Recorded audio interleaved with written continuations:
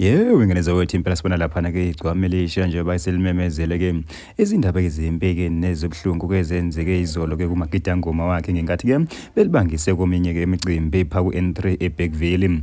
Kanti ke bafethu ngaphandle baseligibela uludaba ngicela baniqale ngibingelele kuyona ngimboso Siri MTV City nje uma usaqala ngene yona channel ake wenza kulungile uciphize usubscribe na notification bell cause thola zonke izindaba keshisayo nazo ke ezitrendayo.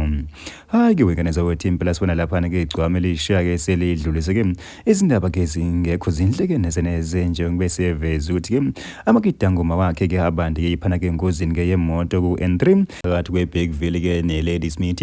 Kanti ke wengeneza wethi impela ke imoto ke beyihamba kumasono njengoba bokhona ke noShilisi Langa ke namanye ke amakidangoma. Kanti ke wengeneza wethi impela uveza ukuthi ke uShilisi ke yana akazange ukuthi ke abesaphumelela kuona kumcimbi ke bebebhekise kuona nje bakunyanzela ukuthi aphuthunyiswe khona phana ngesibhedlela. Kanti ke wengeneza wethi impela ke manje amakidangoma akwazile ukuthi aqhubeke nohambo lwawo ke la libheke emcimbini. Hayi ke wengeneza wethi impela ke zibe njalo ke izindaba ke ezingekho zinhle nezeneze ezivelele phana ke amakidangoma kamthandeni ke naye ke uMasondo. Bafethu ke thina ke sembozo sithi MTV sithi nje bafethu akihlabe phasi ngetolo sithi qushe idibane yona video ilandelayo.